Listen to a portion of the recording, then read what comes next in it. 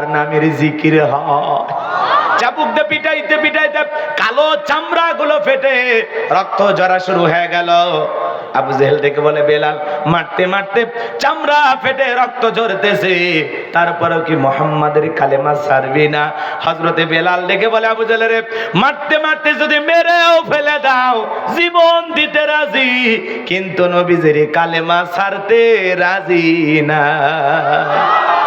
ঈমান কারে বলে ভালো করে বোঝেন। এইবার আবু জেহেল দেখে বলে বেলালের পায়ে রশি লাগাও আর উঠের পায়ের সাথে পাটা বাঁধো। পায়ে রশি লাগাইয়া উঠের পায়ের নিচে রশিটা বাঁধা হলো। হযরতে বেলালকে নিয়ে মরুভূমির গরম বালিতে ছেঁচড়ায় ছেঁচড়ায় ঘোরা হলো। আরবের বালিগুলো এত গরম, চাল দিলে মুড়ি হয়ে যাবে। সেই উত্তপ্ত গরম বালিতে হযরত বেলালকে ছেঁচড়ায় ছেঁচড়ায় ঘোরা হলো। বাবলা গাছের কাটা গেলো, জিহ্বার ভিতরে পেরেকের মতো মারা গেলো।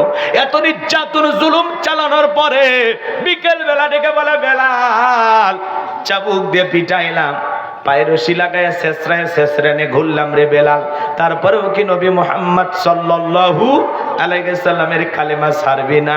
হযরতে বেলাল দেখে বলে আবু জেহেল রে, মারতে মারতে যদি মেরেও ফেলে দাও বেলালের নিঃশ্বাস থাকবে যতদিন, বেলাল ইসলামের পথে টিকে থাকবে ততদিন। আমার ভাইয়েরা, এইবার আবু জেহেল দেখে বলে, এ যুবকেরা দল, একটা বন্ধকার রুমের ভিতরে বন্দি করে রাখো, আর বিশাল বড় একটা পাথর নিয়ে এসে বেলালের বুকের উপরে চাপায়া দাও। পাথরের চাপার আঘাতে বেলাল মারা যাবে, এই কথা ভেবে বিশাল বড় একটা পাথর হযরতে বেলালের বুকের উপরে চাপায়া দিয়া কাফেরা চলে গেল। হযরতে বেলালের বুকের উপরে বিশাল বড় একটা পাথর, এরপরে ও জিহ্বা নাড়ায় জিকির করে কা, চোখের কোনাটা দিয়ে পানি পড়তেছে আর জিহ্বা নাড়ায় আল্লাহর জিকির করতেছে। আপনাকে তো জিকিরি করার জন্য বেলালের মতো কেউ পিটায় না, পিটায় জিকিরি করার জন্য আপনাকে কেউ ধমক দেয়, দেয় না। এরপরে আমরা কপাল পর আল্লাহর জিকিরি করি না। হাদিস শরীফের ভিতরে আসছে, যেই জিহ্বাটা আল্লাহর জিকিরে ভিজা থাকবে ওই জিহ্বাওয়ালা মানুষ কোনোদিন জাহান্নামের আগুনে জ্বলবে না। চিৎকার মেরে বলুন সুবহানাল্লাহ। আমার ভাইয়েরা, আল্লাহ রাব্বুল আলামিন বলেছেন, ফাযকুরুনি আযকুরুকুম ওয়াশকুরু লি ওয়া লা তাকফুরুন, তোমরা আমারে স্মরণ করো, আমি আল্লাহ তোমাদেরকে স্মরণ করব। কৃতজ্ঞতা প্রকাশ করো, অকৃতজ্ঞ হয়ো না। তাহলে সব সময় জবান দিয়ে জিকির করব কার? দোকানদারি করতে করতে জিকির করা যায়, রিক্সা ভ্যান চালাতে চালাতে জিকিরি করা যায়, রাস্তাতে হাঁটতে হাঁটতে জিকিরি করা যায়, খেতে কাজ করতে করতে জিকিরি করা যায়। জিকিরি করার জন্য আলাদা সময় লাগবে না, টাইম লাগবে না। সব সময় যেন আল্লাহর জিকিরি আমাদের জিহ্বাটা ভিজা থাকে, সব সময় পড়ব সুবহানাল্লাহ সুবহানাল্লাহ, আলহামদুলিল্লাহ আলহামদুলিল্লাহ, আল্লাহু আকবার আল্লাহু আকবার, লা ইলাহা ইল্লাল্লাহ লা ইলাহা ইল্লাল্লাহ লা ইলাহা ইল্লাল্লাহু মুহাম্মাদুর রাসূলুল্লাহ সাল্লাল্লাহু আলাইহি ওয়াসাল্লাম। এরপর আল্লাহ রাব্বুল আলামিন আল্লাহ রাব্বুল আলামিনের যত সুন্দর সুন্দর নাম আছে সেগুলো ধরে ধরে জিকির করার দরকার আছে না নাই? কষ্ট পাইতেছেন আপনারা, বিরক্ত হবেন না বাজান গো আমার। হযরতে বেলালের বুকের উপরে পাথর, এরপরে জিহ্বা নাড়া আল্লাহর জিকির করে আর ডেকে বলে, আল্লাহ তুমি তো সেই আল্লাহ ইব্রাহিমের জন্য যদি নমরুদের আগুনকে ফুলের বাগান বানায় দিতে পারো, আল্লাহ তুমি কি পারো না? আমার বুকের উপরে পাথর থাকার কারণে তোমার মতো মালিকের জিকির করতে বড় কষ্ট হয়, আল্লাহ তুমি কি পারো না বেলালের বুকের পাথরটাকে তুলার মতো নরম বানায় দিতে? হযরতে বেলাল দোয়া করতে দেরি, আসমানের মালিক আল্লাহ দোয়া কবুল করতে দেরি করে নাই। বেলালের বুকের পাথরটাকে আমার আল্লাহ তুলার মতো নরম বানিয়ে দিয়েছেন, বলুন সুবহানাল্লাহ। হযরতে বেলাল আশিকে রাসূল, নবীর পাগল, নবীকে কতটা ভালোবাসতেন জানেন? বিশ্ব নবী যখন মক্কা নগরীতে পথ চলতো, হযরতে বেলাল একবার ডানে যায় আর একবার বামে যায়।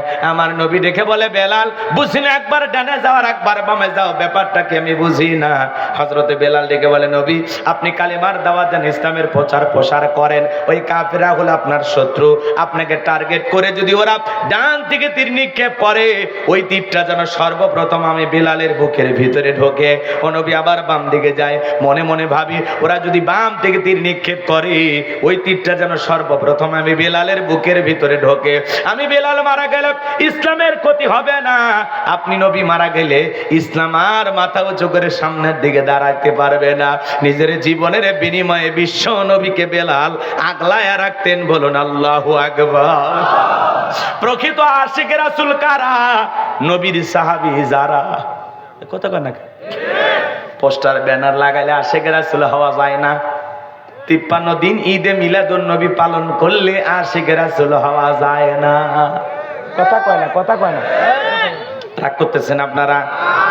আশিক রাসূল বেলাল নবীকে কতটা মুহাব্বত করতেন, ভালোবাসতেন জানেন? বিশ্ব নবী যেদিন ইন্তিকাল করেছিলেন ছোট্ট বাচ্চার মতো বেলাল ফুপিয়ে ফুপিয়ে কান্না করে আর ডেকে বলে আমি জীবনে কোনোদিন আজান দেব না।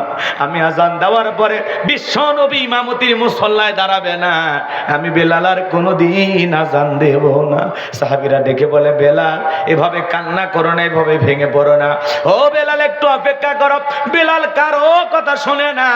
বেলাল কান্না করতেই থাকলেন, কান্না করতেই থাকলেন। বেলালের চোখের পানি যেন আজ কোনো বাধা মানে না। নবীজি সোমবারে তিনি ইন্তিকাল করলেন, तमाम পৃথিবীর উম্মতকে কাঁদিয়ে বুধবারের দিনে বিশ্ব নবীর দাফন সম্পন্ন করা হলো। হযরত বেলাল বলে আমি মদিনায় থাকলে পাগল হয়ে যাব। মদিনার অলিতে গলিতে রাসূলের সাথে আমার হাজারো স্মৃতি, আমি সহ্য করতে পারবো না। হযরত বেলাল মনের দুঃখ কষ্ট নিয়ে অভিমানে মদিনা ছেড়ে চলে গেলেন দামেস্কে। দামেস্কে যাওয়ার পরে হযরত বেলাল 1-2 মাস নয় 6টা মাস অতিবাহিত হয়ে যায়, বেলাল আর মদিনায় আসে না। বিশ্বনবী ঘুমের ঘরে বেলালকে স্বপ্নে ডেকে বলে বেলাল পৃথিবীর দূর দূরান্ত থেকে কত মানুষ আইসা আমি নবীর কবর জিয়ারত করে যায়, আমি রাসূলের রওজা মোবারকের পাশে দাঁড়িয়ে আমি নবীকে সালাম দিয়ে যাই। এ বেলাল আয় মদিনায় একবার আইসা আমি নবীর কবরে একবার সালাম দিয়ে যা। হযরতে বেলাল বিশ্ব নবীকে ঘুমের ঘরে স্বপ্নে দেখার পর আর দেরি করতে পারলেন না। পরের দিন হযরতে বেলাল মদিনায় চলে আসলেন। মদিনায় আসার পরে সাহাবায়ে কেরাম সবাই ডেকে বলে বেলাল একবার আজান দাও। হযরত বেলাল বলে আমি আর আজান দেব না। আমি আজান দেওয়ার পরে বিশ্ব নবী ইমামতির মুসল্লায় দাঁড়াবে না, আমি বেলাল আর কোনোদিন আজান দেব না। ছোট ছোট বাচ্চারা পর্যন্ত বলে মা মদিনাতে বেলাল আসছে, একটু বেলালকে দেখে আসি। নবীর নাতি হাসান আর হুসাইন দুইটা ভাই বেলালের দুইটা হাত ধরেছে। হযরতে হুসাইন হাতটা ধরে বলে নানু ভাই, নানাও চলে গেছে, তুমি আমাদেরকে ছেড়ে চলে গেছো। ও নানু ভাই কতদিন হয়ে গেল তোমার কণ্ঠে আজান শুনতে পাই না। ও নানু ভাই দাও না একবার আজান দাও, আমরা একটু তোমার কণ্ঠে আজান শুনতে চাই। হযরতে হুসাইন যখন হাতটা ধরে ডাক দেয় ও নানু ভাই, নানু ভাই, হযরতে বেলাল তাকায়া দেখেন হুসাইনের চেহারার উপরে মনে হয় বিশ্বনবীর চেহারা মোবারক ভেসে উঠেছে। মনে হয় মদিনার নবী ডাইকা বলে বেলাল দেন একবার আজান দে, আমি নবী তোর আজান শুনতে চাই। হযরতে হুসাইন যখন হাতটা ধরে নানু ভাই বলে ডাক দেয়, হযরতে বেলাল আর ফেলাইতে পারলেন না। হুসাইনের অনুরোধে 6 মাস পরে এসে আবার মদিনায় আজান দিলেন। বলুন আল্লাহু আকবার। এরপরে আরো লম্বা ঘটনা আছে, ওইদিকে যাওয়ার সুযোগ হবে না। বিশ্ব নবীর কাছে বেলালের উপর নির্যাতন জুলুম চলতেছে এই খবর যখন রাসূল আকরাম সাল্লাল্লাহু আলাইহি সাল্লামের কান মোবারক পর্যন্ত পৌঁছে গেল, আমার নবী ডেকে বলে আবু বকর বেলালের উপরে নির্যাতন জুলুম করা হয়, উমাইয়ার বাড়িতে বেলাল আছে, বেলালের কষ্টের কথা আমি আর সহ্য করতে পারি না, যাও যাও তুমি আমার বেলালের জন্য একটা কিছু করো। হযরত উমাইয়ার কাছে যায় হযরত আবু বকর সিদ্দিক রাদিয়াল্লাহু তাআলা আনহু কয়েক গুণ দাম বেশি দিয়া হযরত বেলালকে গোলামির জীবন থেকে আজাদ করলেন, মুক্ত করলেন। বলুন আল্লাহু আকবার। আমার ভাইরা এই যখন ইসলামের অবস্থা, একদিকে সন্তান হারানোর ব্যথা, অন্যদিকে সাহাবায়ে কেরামদের উপর নির্যাতন জুলুম চলতেছে, সেই কারণে বিশ্বনবীর মনটা খারাপ। নবীর যখন মন খারাপ, নবীকে সান্ত্বনা দেওয়ার দায়িত্ব কার? আর একটু জোরে বলেন তো কার? একটু জোরে ডাক দেন না আল্লাহ। বলেন তো বিশ্বনবীকে সান্ত্বনা দেওয়ার দায়িত্ব কার? আমার আল্লাহ ডেকে বলে জিবরাইল আমার বন্ধুর মা নাই বাবা নাই, আমি ছাড়া আমার বন্ধুর কেউ নাই। এ জিবরাইল আমার বন্ধুর মনটা হয়েছে ভারী, আমি আল্লাহ সইতে নাহি পারি। লাহু মাহফুজ থেকে সূরা কাউসার নিয়ে যায় আমার বন্ধুর উপরে নাজিল কর তাড়াতাড়ি। আমার নবী ডেকে বলে আনাস আমার মনটা কেন খারাপ তোমরা জানো, কিন্তু আমার মুস্কি হাসি দেওয়ার কারণ এই মাত্র আসমান থেকে জিবরাইল এসে আমার উপরে সূরা কাউসার নাজিল করলো। বলুন আল্লাহু আকবার। বিশ্ব নবী তখন সাহাবায়ে কেরামদের সামনে তেলাওয়াত করে শোনায়া দিলেন। সবাই একটু জবান ছেড়ে আমার সাথে তেলাওয়াত করুন। ইন্না আ'তাইনাকাল কাউসার ফাসাল্লি লিরাব্বিকা ওয়ানহার ইন্না শানিয়াকা হুয়াল আবতার। আল্লাহু আকবার। খারাপ লাগে? কোরআন শুনতে মজা লাগে। যার কণ্ঠ যত ভালো তার কণ্ঠ দিয়ে কোরআন শুনতে তত বেশি মধুর লাগে। সুবহানাল্লাহ। মিশরের কারি আব্দুল বাসেত সাহেব যখন তেলাওয়াত করতেন মনে হয় কোরআন নাজিল হচ্ছে, কলিজা ঠান্ডা হয়ে যায়। সুবহানাল্লাহ।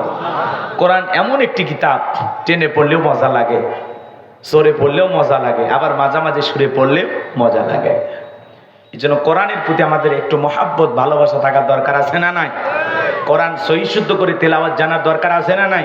আউযিদ আলাইহি ওয়া রাত্তিলিল কুরআনা তারতিলা। কোরআনকে তার তিলে সহিত স্পষ্ট করে ধীরে ধীরে সহি শুদ্ধ করে তেলাওয়াত করার দরকার আছে না নাই?